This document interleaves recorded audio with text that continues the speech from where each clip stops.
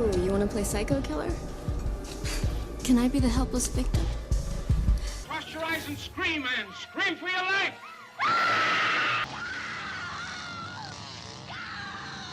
Welcome, Scream Queens, Kings, and Things. Whether you're screaming at movies or the real life stuff, I'm your host, Jenica Olin. This is my 38th episode. This is my first episode in August, and my theme of the month is authentic August horrors, with 4 weeks of horror movies based on true crime cases. The first movie I'm covering isn't so much based on one serial killer, but it's an accumulation of several serial killers, a tapestry of impulses and characteristics that create not one, but two psychopaths that trigger our fear of the very real danger that walks among us. If you're new here, each episode will have an intro, brief synopsis of the movie, an analysis of the film, and then I get into the true horrors of it all. I'm a huge true crime fan, and I like to make connections between the true horrors that inspire our darkest imaginations. The truth is, the stuff on screen is way tamer than the true horrors that take place every day. Spoiler alert, I've made it my job to spoil the shit out of this movie. Today I'll be covering the 1991 classic, The Silence of the Lambs, directed by Jonathan Demme, written by Thomas Harris and Ted Talley, starring Jodie Foster, Anthony Hopkins, Scott Glenn, and Ted Levine. The budget was $19 million, and the estimated gross was $272 million. The tagline, prepare yourself for the most exciting, mesmerizing, and terrifying 2 hours of your life. Some quick trivia about this film. The real-life FBI's Behavioral Science Unit assisted in the making of this movie. The first moth cocoon found in one of the victims' throats was made from a combination of Tootsie Rolls and gummy bears, so it would be edible if accidentally swallowed. Gross. The pattern on the moth's back in the movie poster is not the natural pattern of the death's head hawk moth. It is, in fact, Salvador Dali's In Voluptas Mors, a picture of 7 naked women made to look like a human skull. With the exception of what was found in the old limousine, no dummies were used for the dead victims and the photos depicting them. They were all done with real actors and realistic makeup, often while undressed and out in the open. Let's set the scene with a synopsis of the movie. Pure psychopath. So rare to capture one alive. So close to the way you're going to catch him. Do you realize that? Oh, Clarice, your problem is you need to get more fun out of life. You told me you don't spook easily. You call this easy, sir? Lecter's missing an arm. Man's a raving maniac. Who knows what he'll do? Promising FBI Academy student Clarice Starling is pulled from her training at the FBI training facility at Quantico, Virginia, by Jack Crawford of the FBI's Behavioral Science Unit, who gives her the task of presenting a questionnaire to the notorious Dr. Hannibal Lecter, a brilliant forensic psychiatrist and incarcerated cannibalistic serial killer. After learning the assignment relates to the pursuit of vicious serial killer Buffalo Bill, Starling travels to the Baltimore State Hospital for the criminally insane and is led by Dr. Frederick Chilton. Lecter grows impatient with Starling's attempts at dissecting him. As Starling departs, another patient flings fresh semen on her face, enraging Lecter, who calls Starling back and offers a riddle containing information from a former patient. Agent Starling! Come back! Agent Starling! Agent Starling! I would not have had that happen to you. This courtesy is unspeakably ugly to me. Then do this test for me. No, but I will make you happy. I'll give you a chance for what you love most. And what is that, Doc? Advancement, of course. Listen carefully. Look deep within yourself. The solved riddle leads to a rent store lot, where the severed head of Benjamin Raspail is found. Starling returns to Lecter, who links Raspail to Buffalo Bill, and who offers to help profile Buffalo Bill if he is transferred to a facility far from the venomous Dr. Chilton. Meanwhile, Buffalo Bill abducts Catherine Martin, the daughter of U.S. Senator Ruth Martin. Starling is pulled from Quantico and accompanies Crawford to West Virginia, where the body of Bill's most recently discovered victim resides. In the plane taking them to town, Crawford asks Starling what she sees in the file on Buffalo Bill. She says that Bill's a male, definitely white, and he's getting better at his work since he's developing a taste for it. At the coroner's office, Starling helps perform the autopsy and extracts the crystals of a death's head hawk moth from the victim's throat. When the victim is turned over for further examination, they find that 2 large diamond-shaped strips of flesh have been flayed from her body. Having already spoken to Lecter about how Bill flays victims, this detail is recorded by Starling. At Quantico, as news of Catherine Martin's abduction sweeps the country, Crawford authorizes Starling to offer Hannibal Lecter a fake deal, promising a prison transfer if he provides information to help profile Buffalo Bill and rescue Catherine Martin. Instead, Lecter begins a game of quid pro quo with Starling, offering comprehensive clues and insights about Buffalo Bill in exchange for events from Starling's traumatic childhood. Poor little Catherine is waiting. Go, Doctor. What is your worst memory of childhood? Unaware to both Starling and Lecter, Dr. Frederick Chilton tapes the conversation and, after revealing Starling's deal is a sham, offers to transfer Lecter in exchange for a deal of his own making, one that will make Chilton out as a hero for identifying and tracking down Buffalo Bill. Lecter agrees, and following a flight to Tennessee, reveals Buffalo Bill's real name, physical description, and past address to Senator Martin and her entourage of FBI agents and Justice Department officials. As the manhunt begins, Starling travels to Lecter's special cell in a local Tennessee courthouse, where she confronts him about the false information he gave the senator. Lecter refuses Starling's pleas and demands she finish her story surrounding her worst childhood memory. What did you see, Clarice? What did you see? Lamb. Later that evening, Lecter escapes from his cell.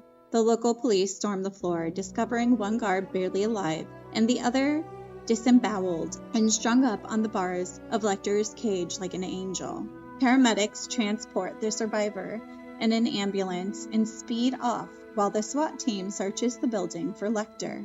As the team discover a body on top of the elevator car, the survivor in the ambulance peels off his own face, revealing Lecter in disguise, who kills the paramedics and escapes to the airport. After being notified of Lecter's escape, Starling pores over his case file, analyzing Lecter's annotations before realizing that the first victim, Frederica Bimmel, knew Bill in real life before he killed her. Starling travels to Bimmel's hometown and discovers that she was a tailor.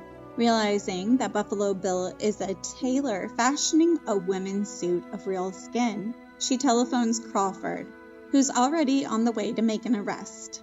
Having cross-referenced Lecter's notes with Johns Hopkins Hospital and finding a man named James Gum, Crawford instructs Starling to continue interviewing Bimmel's friend. Starling's interviews lead to the house of Jack Gordon. Say, has the FBI learned something? The police around here don't seem to have the first clue.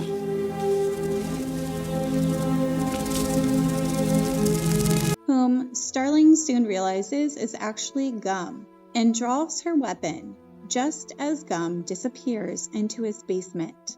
Starling pursues him in the basement, which consists of several rooms, discovering a screaming Catherine Martin in the dry well. The lighting in the basement suddenly goes out, leaving her in complete darkness. Gum stalks Starling in the dark with night vision goggles and prepares to shoot her when Starling, hearing the clicks of his drawing back, swivels around and shoots Gum dead. Days later, at the FBI agency graduation party, Starling receives a phone call from Hannibal Lecter. As Lecter assures Starling, he has no plans to pursue her. He excuses himself from the phone call, remarking that he's having an old friend for dinner, before hanging up and following Dr. Chilton. I do wish we could chat longer, but I'm having an old friend for dinner. Bye. Dr. Lecter. Dr. Lecter.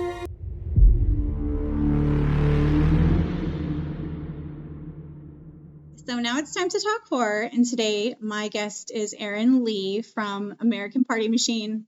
Thank you for having me. So what are you working on currently, and where can people find your band? You can find American Party Machine on all the social medias. At the tag American Party Machine. We're in the middle of recording an album right now. It's called Heel Turn.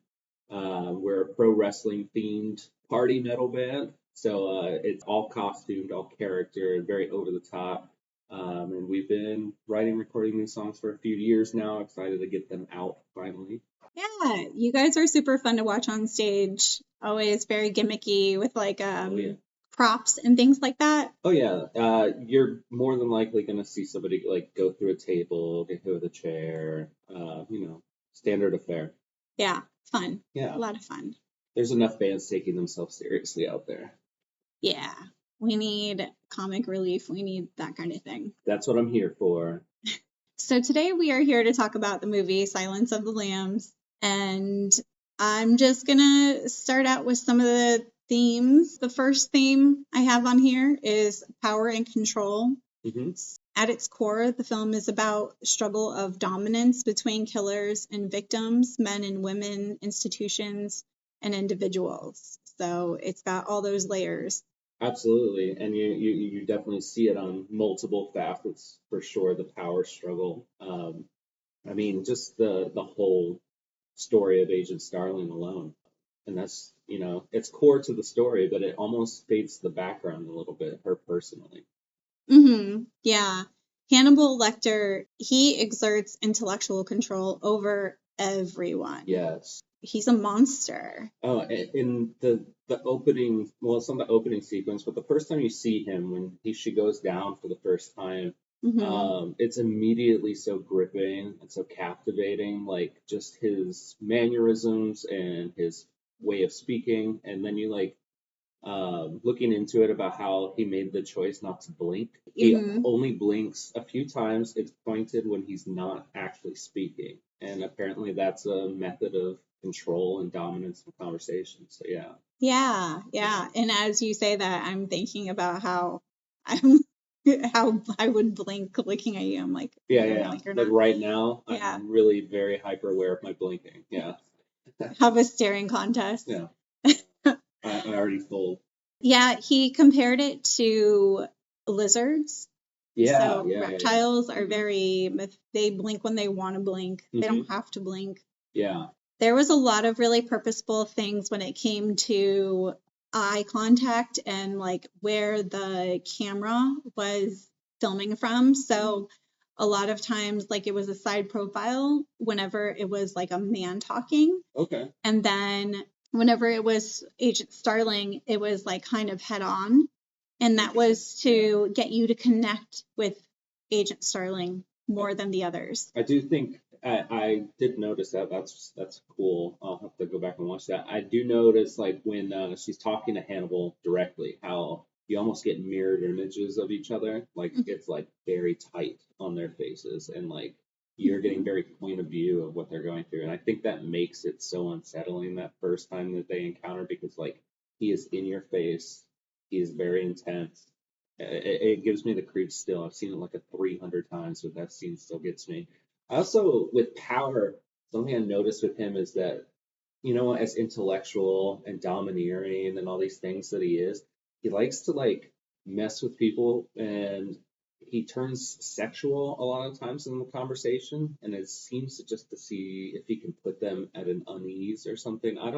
He doesn't seem like a sexual motivated killer in any way, but he likes to make the conversation uncomfortable. He does it with her and with the senator later. Mm-hmm. Yeah, he does. And when he's talking about like her nipples and breastfeeding Yeah. and, where do you think you're going to feel it whenever she It's on the slab. yeah. Yeah.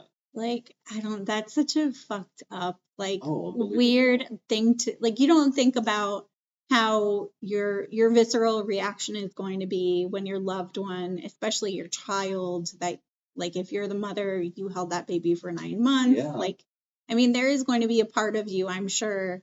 Hopefully, most of us don't experience it. Mhm. Hopefully, we die before our kids do. But if you don't, like, I'm sure there is a part of you that feels like in your body, Yeah. feels the pain. He describes it like a phantom limb almost. Uh-huh. Yeah. And how he'll like take it there and push you to the point where you're ready to walk away, and then he gives you that little tidbit of information to draw you back in. It's like this cat and mouse game with him constantly.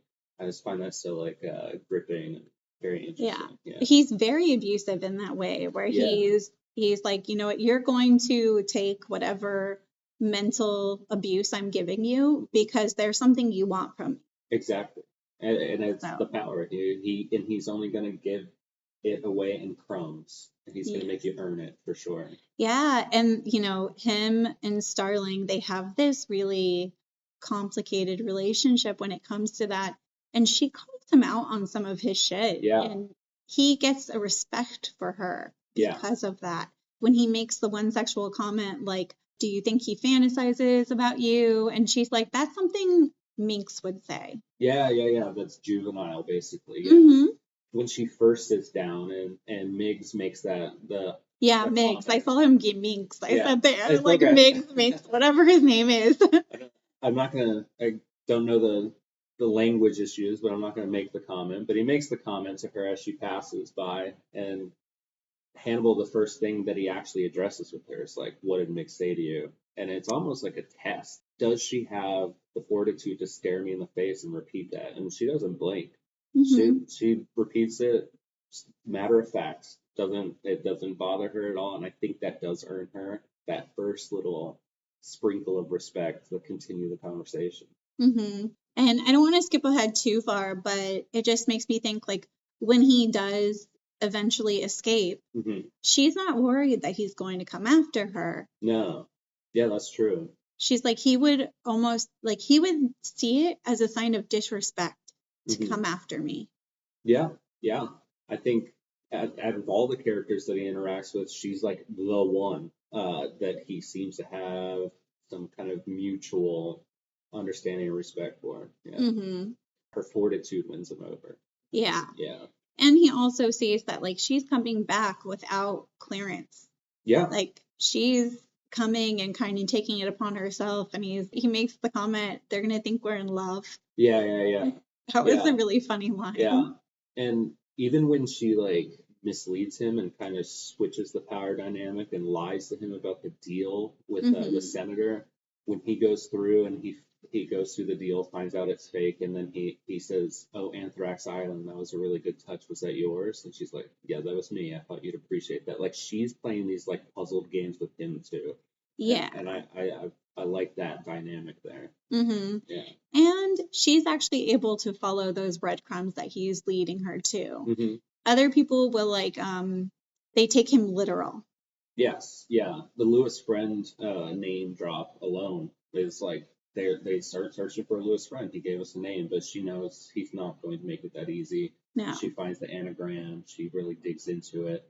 Yeah. So yeah, she sees the puzzle in front of her. And she's willing. I think it's part of her nature that she gets excited to kind of uncover that stuff. Yeah, and so that gains a respect for her too whenever she's able to find like the storage room. And she's like, he said this weird thing, it didn't make any sense, so I'm gonna look into that weird thing that doesn't make any like yourself. Yeah. And so she's able to find the locker room, and she knows enough to know when to believe him and when he's fucking with her. And she's like, so she comes and she calls him out. She's like, I know you were telling me the truth. Whenever he's in the cage in the second location, she's like, I know you were telling me the truth about those things. You need to tell me about that. Yeah, and right when he's about to give her something, that's when Chilton comes in and spoils the whole thing and drags her out. Maybe the most frustrating part of the whole movie. Yeah. It drives me insane. You know, and it's funny because Hannibal Lecter, he has all these other people who are trying to exert power over him constantly, like physically exert power over him. And he doesn't respect them for that because exerting physical power over someone's easy. Yeah. Like, you're stupid. He knows that they're dumb. Yeah, especially when you're captive. Like, yeah, I mean, there's no actual power in that. No. Yeah. It's He's a systematic thing. Yeah. Yeah, exactly. And so he sees them as weak and pathetic, and he's just waiting for his moment to strike, and he does. And he makes it so easy when he actually does with the pen, and then that turning into the escape. Like, it almost is like he was waiting this whole time. Like, he could have done it whenever he wanted. Yeah, just the way the whole film is shot and everything is so interesting, and gives him power from the get-go. She walks down that line to see him, and what you notice is every other enclosure is barred and dingy and raw rock and just like gross, like Miggs and all these guys.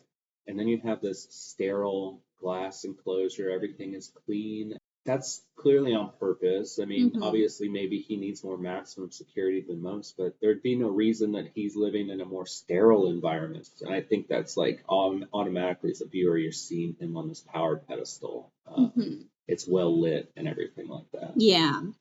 And that was, like, when it came to the cinematography, that was purposeful for just those scenes, capturing their interaction. It would have been hard to get the same kind of emotion through a dark room with bars, but also he is a doctor. So Anthony Hopkins actually said, like, they wanted him to wear orange jumpsuit. And he said, no. He said he wanted to wear all white because he apparently was afraid of the dentist. And doctors wear all white. So it's like, it's scarier to have someone who is sterile. Yeah, it's 100% his mannerisms, his appearance, everything is calculated, everything is sterilized. And yeah, it just feels like a predator from the second you meet him, for sure. Yeah, they did a really good job with putting the glass between them, because if it was bars, he could easily grab. Yeah, exactly. Right? So I think that did make sense because he is such a violent offender. And even with the glass, they were saying don't get too close to the glass. Yeah, don't take anything that he hands you, like all those things, which she does. She does take from him. She very quickly ignores all the rules because I think in her head she's starting to build a rapport of trust. Obviously, he's a master manipulator, so that could have gone very poorly for her. But I think she's at least on a pretty close to even playing field with him at some point in the movie. Yeah. I mean, I think in her mind, at least if I was her, I'd be like, well, if he was going to kill me, he's going to kill me anyway. Yeah. I mean, what's stopping him? I don't know. You see it when he escapes. If he wants to get out, he'll get out. Yeah. Yeah. It's a false sense of control. False sense of control, too. Like in the escape scene, how he plays dumb and he's like, he sits down, he allows himself to be handcuffed. He's playing the long game always. Like, he's always like 10 steps ahead of everybody. Yes, he is. Yeah, Dr. Chilton abuses his authority by like manipulating Starling and using Lecter for personal gain. And Hannibal Lecter already calls him out on that. She already tells him, like, you know his motives, basically. He's like, these are his motives. And she's like, yeah, I know. Yeah. But I'm here playing the long game too. Yeah, and Chilton like almost seems like he covets Hannibal as this like asset. That like, I own this unspeakable monster, and he's mine to do what I want, and he's mine to advance my career with. And he's very guarded about who can talk to him and what they can talk to him about. He plants that hidden microphone the third time she comes in so he can overhear the conversation. And when she pitches the fake deal with the senator, he immediately goes and calls the senator and then tells Hannibal that it's fake. Like, to me, that's like, so we're trying to find a missing girl, and you're so worried about your own ego and your own power control that you're willing to jeopardize information coming out and tell him that he's being manipulated, which to me, it only serves Chilton. Yeah. Yeah. No, 100%. Basically his prized possession. Yes, 100%. The shiny toy on the shelf. It's almost like right now, Annabelle, they're taking like the Annabelle doll around on tour. I've heard that. Didn't the guy died. Didn't he die in a hotel room with the doll? I mean, we assume that she was in the room with him. Yeah, be the housekeeper that walks in on that. That's fun. Yeah, it was natural causes, I think, though. Yeah, who that's knows how she works. Let's get into gender in the male gaze. Automatically starting out in this movie, we have Clarice, and it is very apparent that she is in a male-dominated world. She steps into like an elevator, and it's nothing but large men around her. Yeah. She has to ask permission for everything. Like, everyone's constantly checking in on her in a condescending way of like, are you sure you're okay? Yeah. Little girl. And the opening sequence where she's training in the woods, right? So she is alone, and every other agent or person that she approaches is training in a group. They're males, and there's a few females, but they're training in groups. She's the only lone wolf in there, and I think that right off the bat kind of sets a tone. I also saw that, the training sequence where she is doing some live training later in the film, and she gets caught with the blind side. Yeah. Right? And Warren, that was supposed to be the opening of the film. Yeah, I saw that. Yeah, you saw that. And if you put that, that's almost going to establish like a weakness almost or a vulnerability. So I think the idea of like watching her train by herself, being this lone wolf, like that's what they want you to see first. Is she perfect? Is she like this well-oiled machine already? No, she's still a trainee. She's still got some things to conquer, but they play with that gender issue from the opening sequence. Yeah.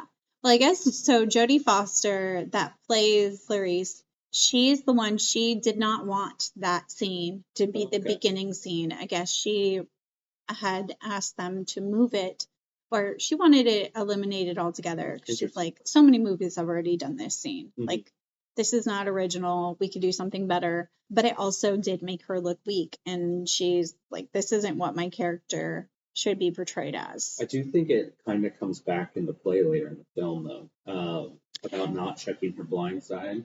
When she steps into Jane Gunn's home and she's talking to him, they enter like the kitchen. He's looking for the cards. Before she sees the moth and starts to piece things, over her left shoulder, right where that blind side shot would have come from, is a huge portrait of a butterfly as well. So I think they play with that idea. But again, incredible agent, going to be immaculate agent. She still has some flaws in her game a little bit.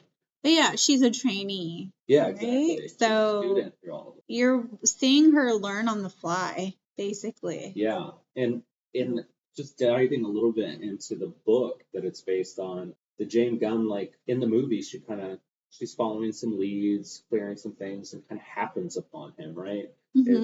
She thinks they've found him in Chicago. She's just tying up loose ends. In the book, like she is refusing to believe that it's that straightforward, and she is doing more and more work, and she identifies him based on these sewing stuff. Like she hunts him down.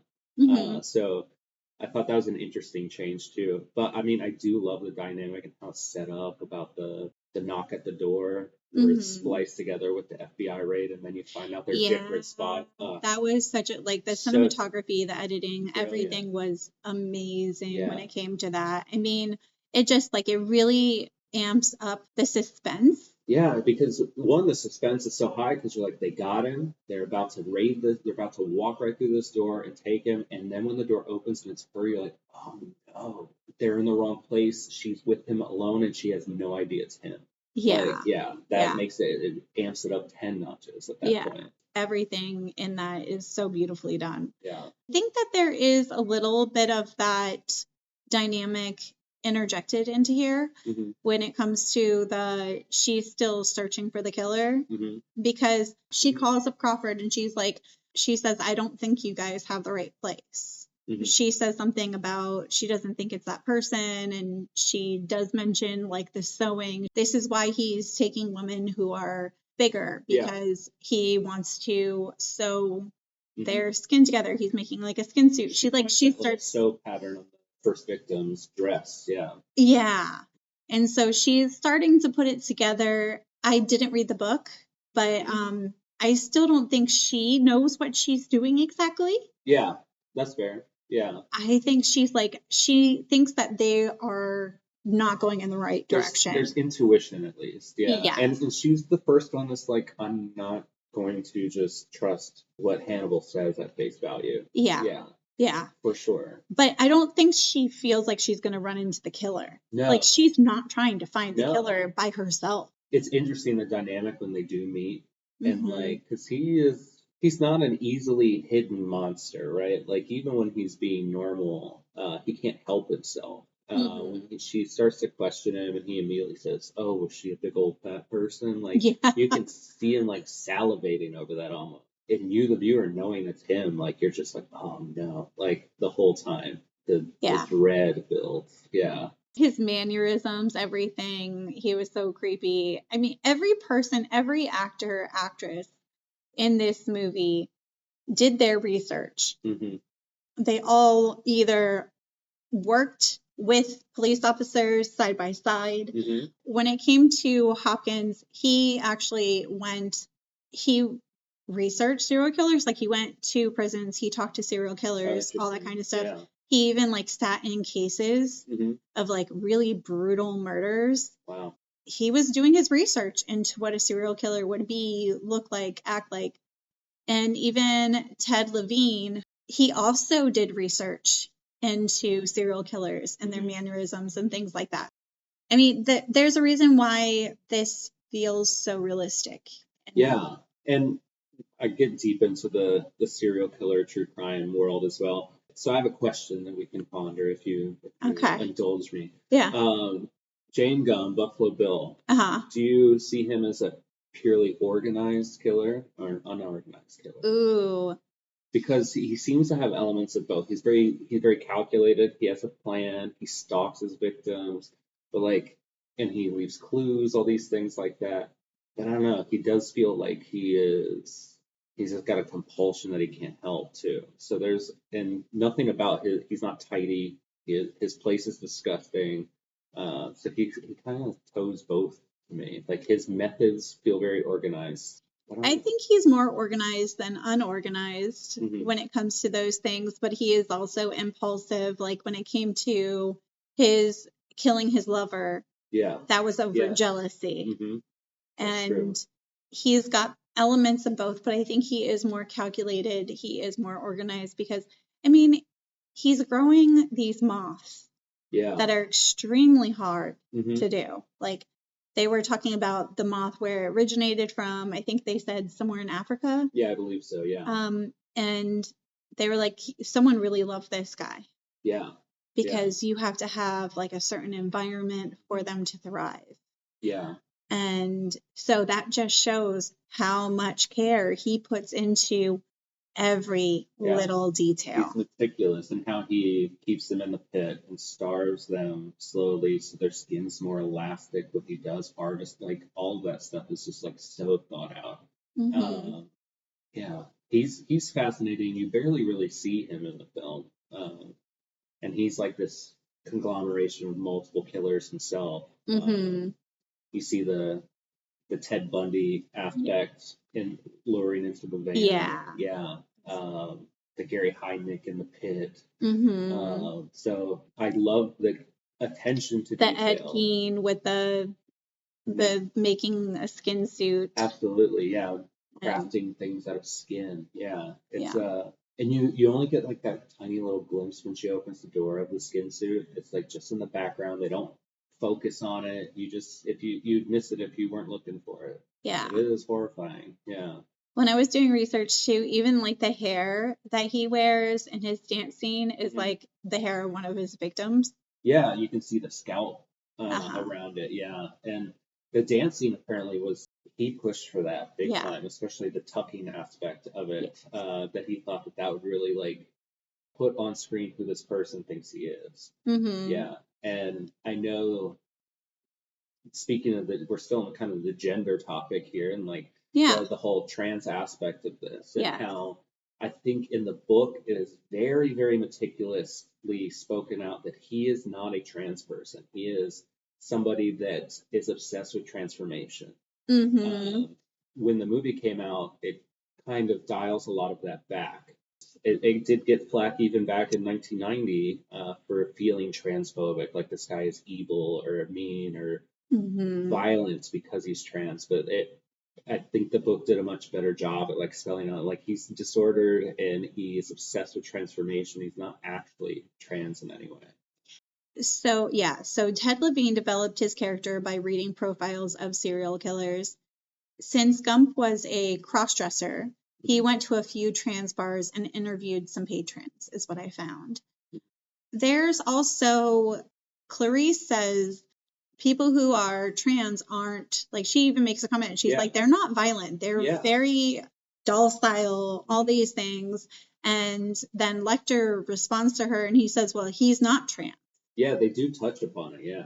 Right. He says he's not trans. He's someone who doesn't know who he is. Mm-hmm.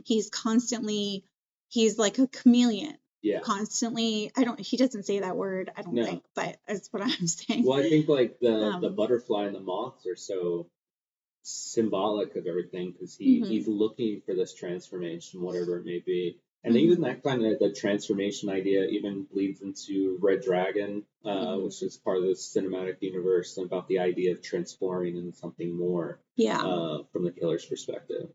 There's another thing. So when James Gump grabs the gun in his bed right after Catherine captures his dog, you can see that the bed sheet has 2 stitched Nazi swastikas. Did see that, yeah.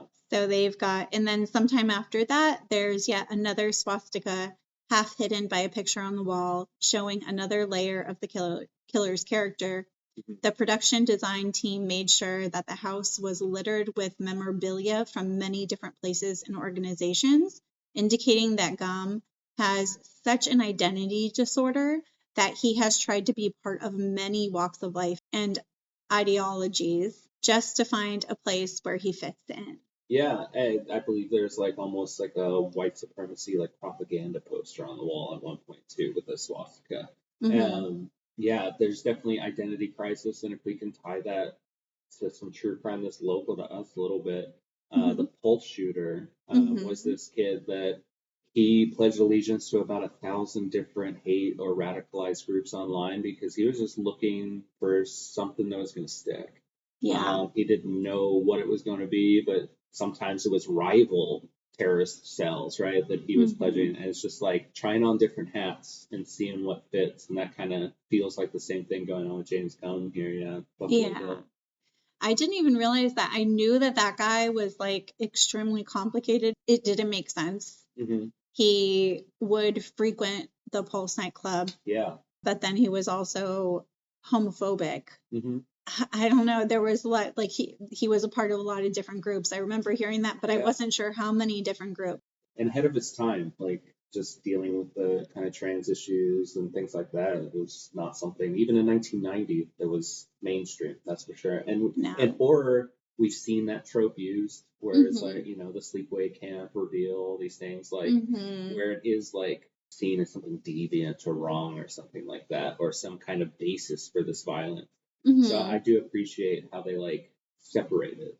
Yeah, I don't think that they make it very clear, though. I think there is a lot of transphobia that can be brought out through this. And, Absolutely. But I will say, even though it's not showing the trans community in a good light, it's still giving visibility to the trans community. There's something to it. Not that it's like a positive visibility, but just having any kind of visibility is acknowledgement. Yeah, I see where you're coming from. Yeah. Before we get off gender, I have one other thing, and it's just a little Easter egg that maybe I'm reading too much into. Okay. But being a female FBI agent, I think they're trying to spell out that she has different perspectives than even some of her superiors. Like when she goes and visits the first victim's home when everyone else is running to Chicago. Yeah. She goes back to the girl's room, and the dad's like, they've been through it a million times, right? And what happens when she goes in that room? She finds those Polaroids, and where does she find them? Hidden inside of a music box. Yeah. And I think there's some like thought to like maybe a male would never think to hide Polaroids or something secret in their little music box, and maybe that like feminine perspective that she has, she uses as a major asset there. And I think that's a really cool little Easter egg they threw in there as well. Now, there is definitely something to that, because that is something where it was only men going through that room. Exactly. They didn't know where to look. They don't know where girls hide things. Yeah. Like, this is why it's so important to have representation of every different culture, every, identity. You should have representation for everyone. Yeah, because there's perspective that comes with representation. Yeah. Mm-hmm. So when it came to identity with Clarice as well, she kind of has like not an identity crisis, but she has this savior complex. Yes, from childhood. Yeah. And it haunts her that she wasn't able to save the little screaming lamb. I was reading how they basically were going to dial that whole story out of the movie, and that she herself pushed for that to be a focal point, because I think it's the first thing, and maybe the only thing, that gives her like true vulnerability with Lecter. He gets inside of her head with that. That is his ultimate like little move with her, and it gives you some like motivations for her character, and understanding that she was always trying to look out for the innocent, and then it makes the sense like how badly she wants to save this girl before she's gone. Exactly. Yes, the theme of her entire being. Yeah, it gives her motive for being, and I think it's really insightful. I'm glad that they included that. I loved that after that scene where she's, the quid pro quo, she's giving him this information. He has a picture that he drew of her with a little lamb. Yes. Yep. It's like beautiful picture. Yeah. And it's very like almost Mother Mary with Jesus kind of themed as well. Yeah, there's some innocence to it, some purity to it. Yeah. Yeah. And then he asked for a second dinner to have like extra rare lamb. Yeah, and like literally, like what is that, like 10 minutes after their conversation? Like that's yeah. He wants to savor the moment, like having that. But you know what? Actually, I'm making a connection right now. Hear it. Okay. They talk about trophies. Yep. And how he's like, well, I don't collect trophies. You ate yours. Yeah, you ate yours. Yeah. So it's almost like him getting that lamb to eat. He's collecting a trophy on her. Yeah, it's the closest thing he could get. Yeah.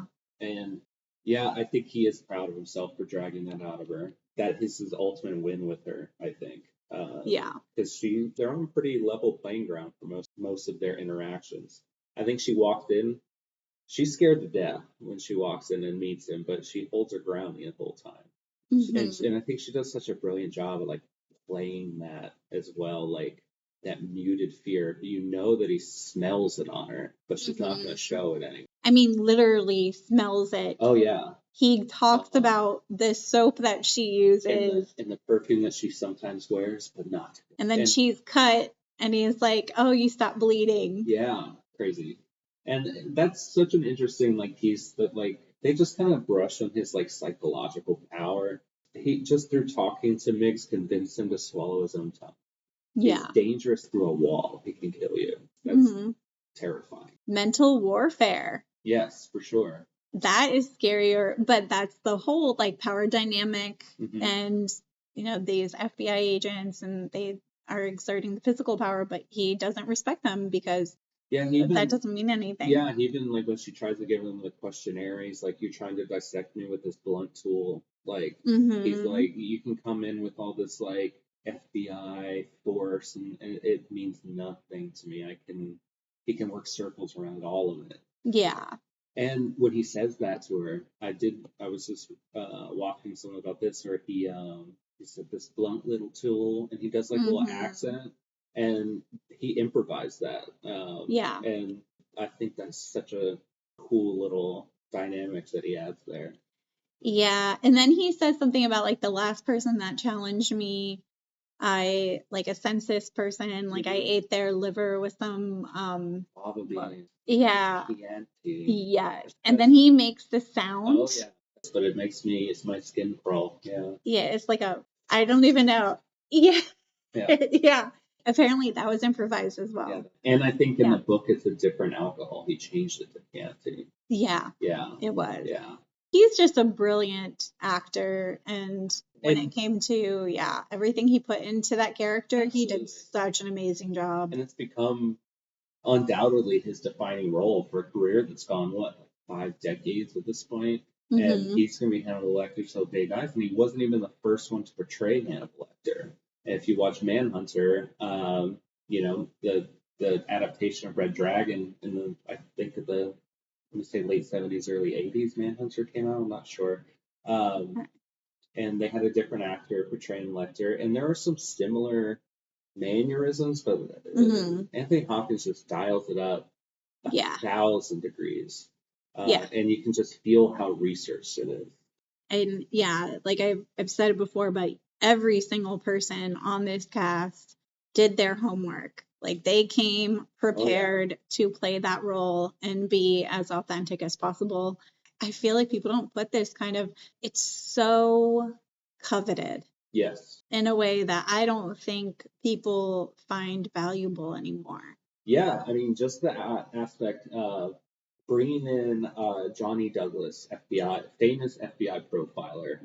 That he's basically the premise of the Mindhunter book and series on Netflix. First one to start investigating serial killers and interviewing them and trying to build psychological profiles. To have him consult on this film, he worked one-on-one with the actor that played Crawford a lot. And I think just like there is a wealth of information that they dug through to get the authenticity down. Yeah. There are so many serial killer movies out there. None of them feel as real. Yeah. And even the serial killer movies that are literally based on real serial killers don't feel as real as this. Agreed. Yeah. Because they dramatize it in a way that they try to disconnect themselves from the true crime case a little bit because it is so gruesome. Yeah. And I am covering movies like The Zodiac later on this month, and it's not nearly as realistic the way it's portrayed. Yeah.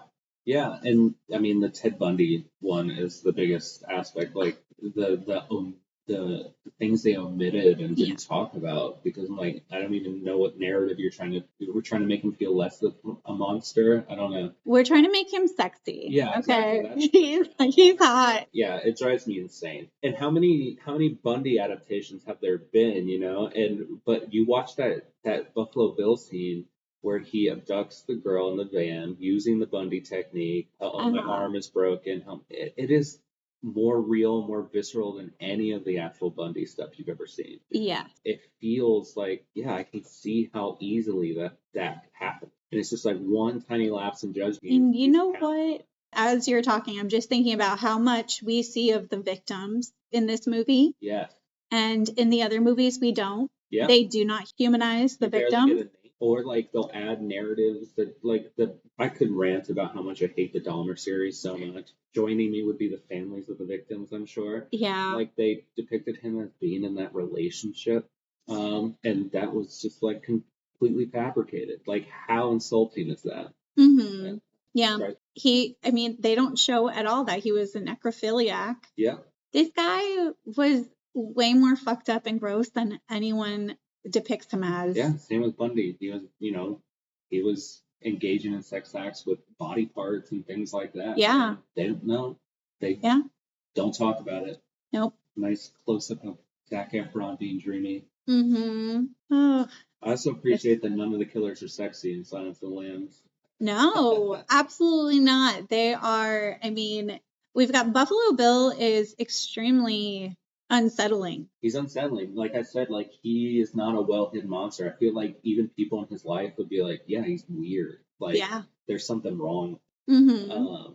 Like he collects bugs and they fly around his house, and he's got weird mannerisms and like the compulsion to bring up a fat person. Like chances are he's like that all the time. And he probably had sprinkled clues throughout that nobody ever thought to pick up on. Yeah, I think, you know, there are a lot of traits of him that come from Ed Gein being sure. very reclusive, the dirty house, things like that, and that was very much Ed Gein.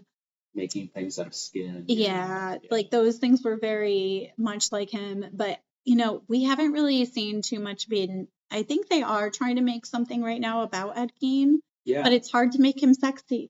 No, he's kind of a simple backwoods guy, Yeah. and honestly, it's like I think it is a little hard to sensationalize him too because a lot of his crimes was grave robbing. Yes.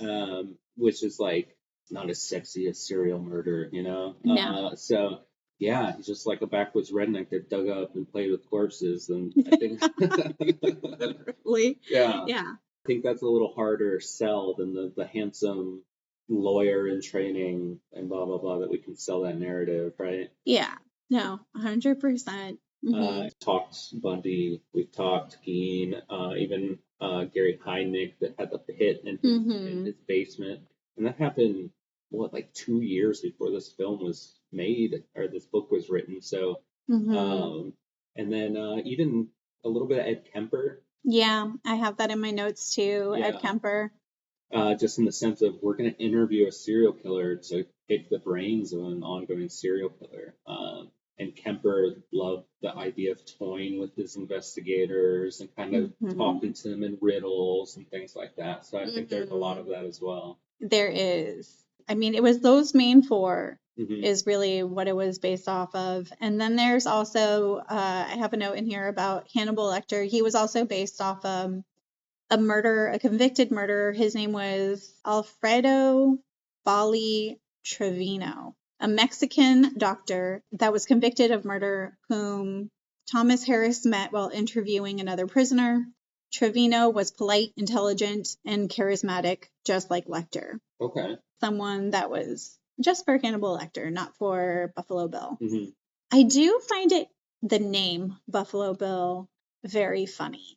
Yeah, and they talk about why they named him Buffalo Bill in the film, right? That it was like a joke in was it Kansas City or something that just kind of stuck because of the way. I can't remember the exact line, but it was something about how he skins his victims. Yeah. And, you know, like you would do with a buffalo or, you know, with taxidermy type stuff. It's not called taxidermy, but like. Taxidermy is like stuffing. Yeah.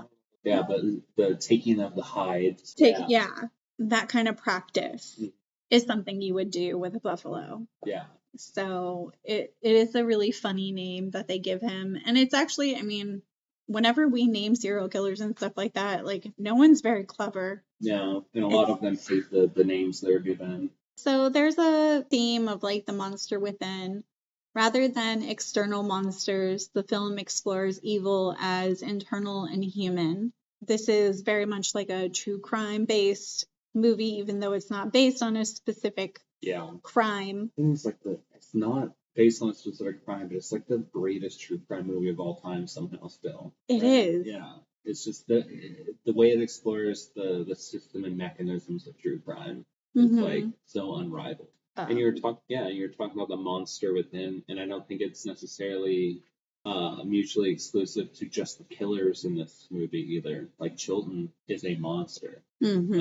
The way he plays in people's lives for his own benefit. Actually, okay, so I do have a note in there. Chilton represents the system's vanity and opportunism. And then the FBI's reliance on Clarice's instincts contrasts with the cold clinical approach of the institution. But that's why she's the female face. She's different than them. For sure. It's always been, you know, male fronted. Catherine Martin is clearly a victim of political incompetence, saved only by Clarice's intuition and persistence. Yeah, if it wasn't for her, she would have been dead. Oh, for sure, yeah. No one was listening.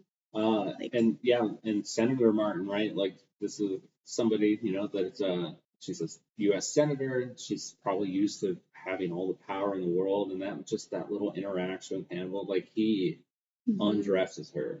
Yeah. Like, in a matter of moments. Like, it just shows, like, it doesn't matter who you put him in front of, how powerful or how intelligent he is on a different level than everybody else. And I think just the idea of a psychiatrist being a killer is so fascinating, because who better to like get into your psyche than somebody that understands it inside and out. Oh, okay. So I have one last theme. Okay. And then I'm going to play a game with you unless you have more to say about the killers and things. So my last theme that I have in here is about humanization.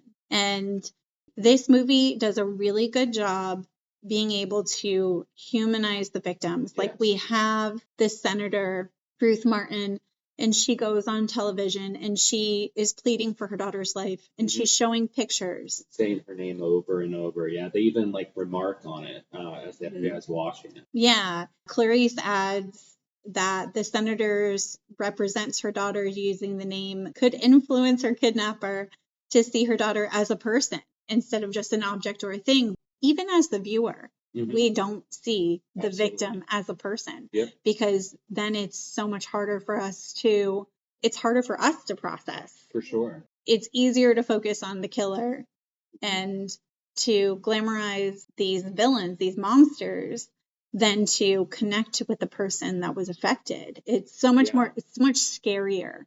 Oh, for sure. And when it's separated like that, when you just have this like this is, and you almost see them as trophies collected along the way, right? The victim. It makes it feel less human. It makes it feel less connected. But then, candidly, my family has an experience. Like I've had a family member murdered before, and it is it is something that like changes a family for generations. Yeah. And you have one individual doing that to multiple families, and that's something that's lost, is like the just absolute savage recklessness that will linger forever.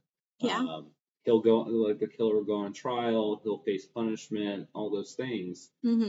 That's never going to undo the damage that's done. And it's not just one family, it's not it's countless and countless and countless families. Yeah, it's trauma upon trauma, generational trauma. And I mean, even I listen to a lot of true crime and I feel bad. Like anytime they file an appeal, you're just like putting up everyone through that again. And it's really fucked up what they do to the families. And it's like, I do have this weird juxtaposition because I am a true crime fan and I like look into it. But I do understand how the nature of true crime being a business and true crime being a media type continues to put people like this on a pedestal to some people. And if you're not careful, you can definitely like give them the cult of personality, the cult of celebrity, and they get these fandoms and things like that. But it's from people that have never been touched by such violence before. That can do that. I don't know. That's a word of caution, I guess. Like true crime is great, and I think it's fascinating, and we can talk about it all day, every day. There are real people that will never be the same because of the actions of these people. Yeah, no, it's very true. One thing that kind of contrasts with Catherine's name being used over and over again is whenever they're showing Catherine in the pit and Buffalo Bill is saying things to her, he's like, it puts the lotion on the skin. It does whatever it's told. It places lotion in the basket. Like he doesn't call her by her name. No. She's only an object. And it's almost like a script for him. This is what I say, this is what you do. It's a call and response. There's no humanity to it. No. And that's why he gets frustrated when she tries to be human and she keeps saying, I want to see my mom, all these things. Like she's trying to humanize herself as well. She's smart. She knows what she's doing. And it speaks to her intelligence too, that she even thinks about trying to get her hands on that dog. Because she sees the connection this man has with that dog. It's the only power move that she can have. So oh my God. Let's just talk about that scene really quick where she has the dog. It's so empowering for her. He says something like, if you hurt my dog, you don't know what pain is, or something like that. She says, don't make me hurt your dog. I think he broke his leg on the way down, just like really kind of like drilling in the vulnerability. It's the first time you see Bill in a vulnerable position, and then the doorbell rings, and it's just like, oh, everything is coming to a crescendo here. Like there are just so many things that compile on each other, and you like, it doesn't matter how many times I've seen this movie, I am engaged every single moment, every beat. I am there. Yeah, I was saying yesterday, I rewatched in anticipation. I've seen it a million times. I could probably recite the movie at this point, but I wanted to refresh. Yeah. And every single time, that scene, beginning of the movie, where she goes down for the first time, it's just like, it gives me chills. Like, I don't think I can think of another scene in a movie that is just done so perfectly. The police that were like consultants on the movie and things, they actually praised them for like her saying I want my mommy, I want my mom, all these things. Those are things you revert, especially in these instances where you are trapped, you revert back to that childlike state. It's very real, the way that this is portrayed, her as a victim. Whenever she does have Agent Starling, whenever she's in the room and she finds her, Catherine, like, she's like, get me out of here. Don't leave me. Don't leave. Like, and that's something a victim, like, if I was in the bottom of a pit and you see someone's face for the first time and they identify themselves as law enforcement, like, you're like, I'm saved, but you can't go anywhere. Like, stay with me. Yeah. I don't know where he is, right? Yeah. Oh, and then you get the whole night vision sequence, and he can, like, literally, he's about to touch her face. Terrifying. Yeah. So good. And then that scene definitely brings you back to the training sequence. Like, they parallel each other. Yep. Sets it up so well. Yeah. And she gets tipped up. Just that little click of the gun. That's all she needed. And I never put it together, but I saw recently, you know how he dies on the ground there? He's got his night vision goggles on, so he's got these, like, almost bug-like eyes. His hands are curled up at here, and he's laying on this big blue rug that he looks like a butterfly. Oh, I didn't even get that, but I do see that. I can see that for sure. I think there's some symbolism there too. Yeah. He got his transformation. Yeah. Yeah. Oh, you know what? I want to talk about some of the effects really quick. Yeah. When it came to the bodies and, like, the skin grafting scenes and stuff, like, those were actually human bodies. Oh, really? Yeah, because I thought it was very interesting because it all looks so real. Yeah, especially the kind of autopsy scene when they pull the one girl out of the river and they go to the funeral home. And another little feminine touch, she notices the glitter nail polish and says, this girl's from town. This isn't a country girl. Yeah. With the exception of what was found in the old limousine, no dummies were used for the dead victims and the photos depicting them.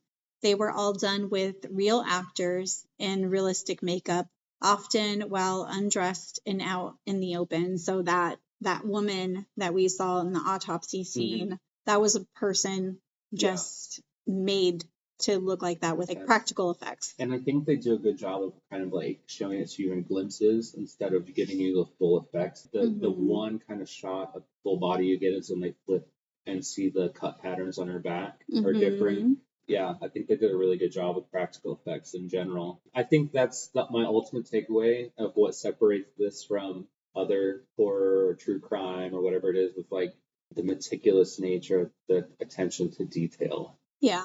It's just unrivaled. We're talking about the little glitter nail polish, right? And it just reminded me of a scene that always stuck with me when Catherine's in the pit and she sees the bloody claws up the wall and she sees the nail stuck in the wall and she starts to scream and he starts to, like, mock her. Yes. And it's like, is he mocking her, or is he, like, it's almost like he's practicing being a woman, like, trying to, like, mimic and, like, feel that out, right? That transformation for himself. Like, it's so eerie that, like, there's just, he's working on different levels too. Yeah.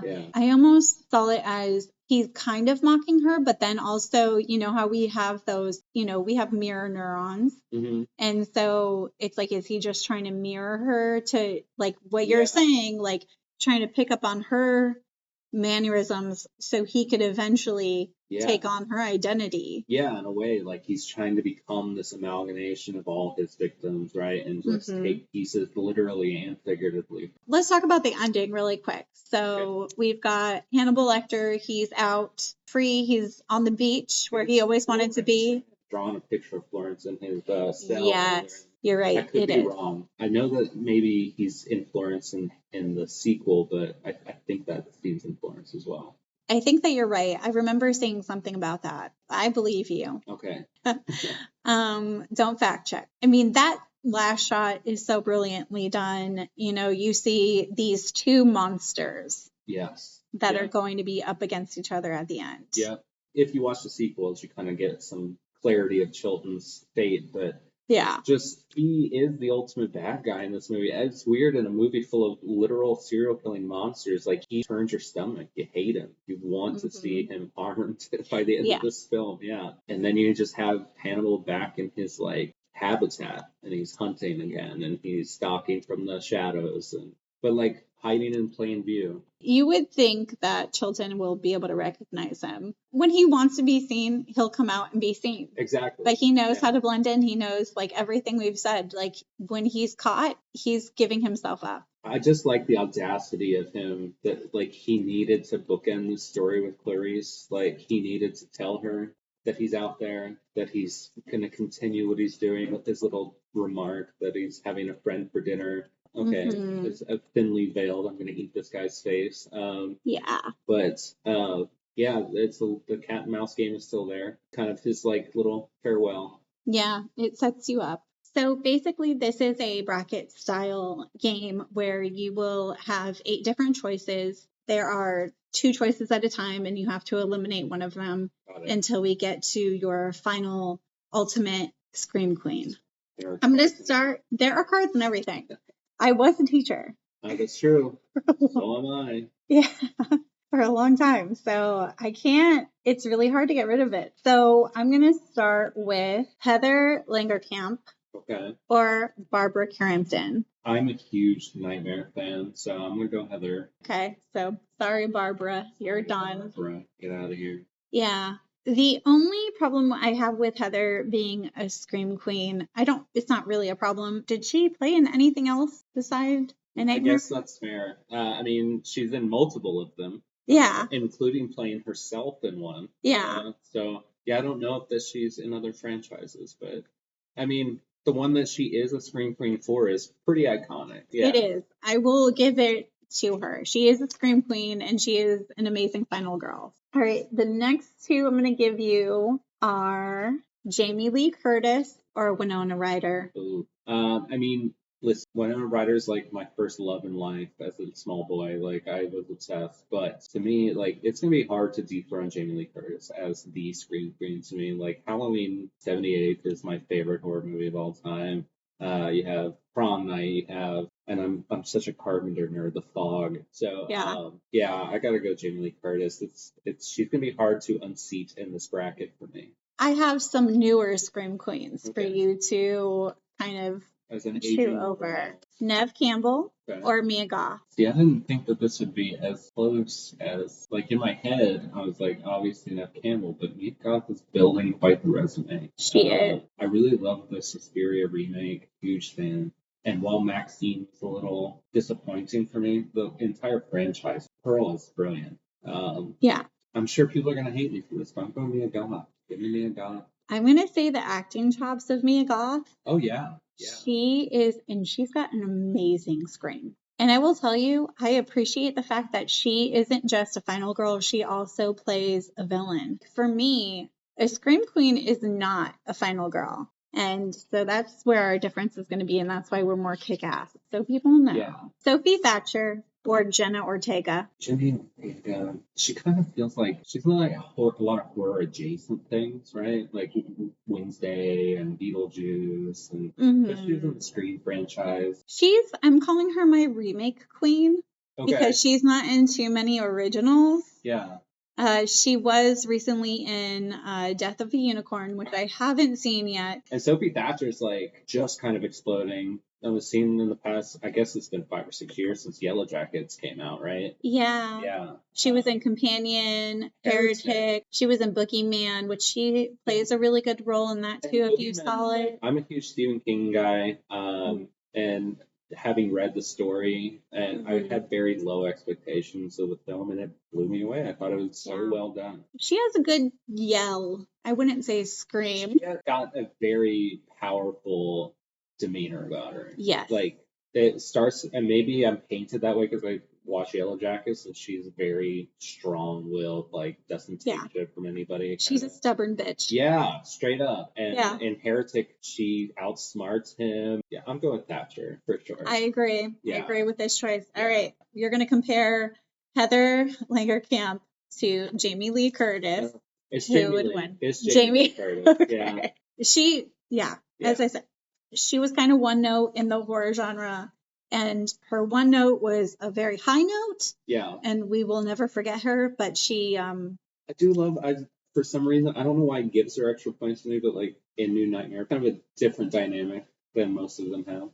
No, I liked New Nightmare. Sophie Thatcher or Mia Goth? Killing me. Now, this one is maybe the hardest one. To me, they're both like on the rise. Right? Like in 10 years, I could look foolish either way, right? So I already look foolish anyway. So I'm going to go Mia Goth. Mia Goth? Yeah, I agree. Mia Goth. Now, the ultimate. So we've got our legendary Scream Queen or up and coming rising Scream Queen. And again, this could be one that, you know, when the totality of their careers is set, it may be a different story. To me, it's until she's unseated and it can happen. It's Jamie Lee Curtis. All right, Jamie Lee Curtis is the winner. Yeah. I don't not agree. Yeah. I think there are better, more versatile Scream Queens. You can be classic. Yeah, and I do believe that there are some women out there that could ultimately take the throne, but they just got some work ahead of them. She has quite the longevity in her career. This is true. This is true. Well, thank you for being a guest on my podcast. Yeah, of course. I'm so happy to be here. This is awesome. What is the first and principal thing he does? What needs does he serve by killing? Anger. Social acceptance and sexual frustrations. No, he covets. That is his nature. And how do we begin to covet, Clarice? Do we seek out things to covet? Now it's time for the true horrors of it all. The FBI was very impressed by the movie's accuracy in depicting criminal investigations, serial killers, and their victims. They especially praised the realism of the scene where Catherine Martin is begging to see her mommy. Psychologists stress how often victims revert to their childhood. However, they disagree with Clarice discovering Buffalo Bill on her own, because inexperienced agents would never be sent out alone on dangerous assignments. When Jonathan Demme explained to them that he couldn't change it because it was the movie's psychological climax, they relented, saying that it would be the most improbable and rare course of action of all time, never to be repeated again. While Buffalo Bill shows the most similarity to necrophiliac and murderer Ed Gein, Dr. Hannibal Lecter also takes a note from Gein. At the end part of his escape plan is to wear the skin of a sergeant's face to disguise himself. Gein was known to wear faces of dead women he mutilated, which also inspired Leatherface in the Texas Chainsaw Massacre.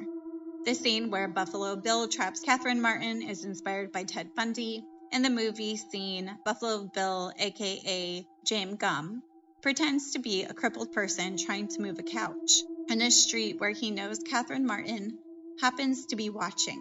This is taken from various true-life accounts about Bundy faking a broken arm whilst trying to carry some books. He would drop the books as part of the charade, and some woman watching the whole time would offer to help him carry stuff to his car or his house, at which point he would capture the woman, much like Buffalo Bill in the movie. Two other serial killers that Buffalo Bill is based on is Gary Hendrick. Gary Hendrick held women captive in a pit in his basement, using torture and psychological control, which mirrors Buffalo Bill's method. Ed Kemper was also an inspiration for Lecter and Buffalo Bill. He murdered his grandparents, then several women, and later his mother. He's seen as intelligent and articulate, which are qualities that echo through Lecter and gum. I want to add a little note that I just want to make clear that being transgender is not a mental illness. It is not an identity disorder. It's a valid expression of human diversity and gender identity. Major medical and psychological organizations around the world, including the American Psychiatric Association and World Health Organization, affirm that being transgender is not pathological. So while Buffalo Bill is portrayed as transforming into a woman, as I had said in my research throughout the movie, he is not transgender. He is someone that doesn't have a sense of identity and has taken on several different identities to try to find himself. Let's end on a high note.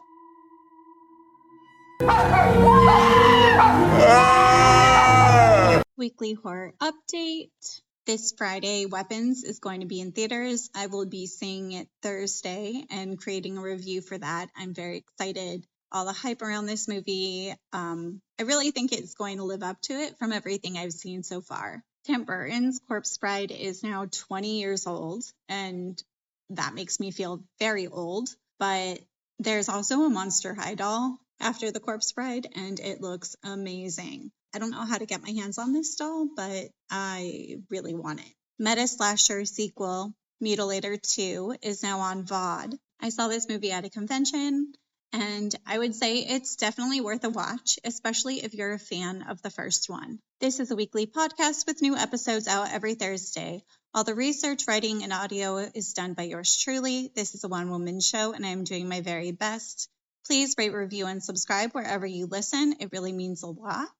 By leaving a review, you are really helping me out, getting me up there in the algorithm so more people can see what I'm doing. If you leave a review and you email that screenshot to me, I will be sending like stickers and things like that out. Actually, you know what? If you leave a review and you screenshot it to me and then send it to my email, screamqueenpodcaster@gmail.com, I will send you a sticker for free.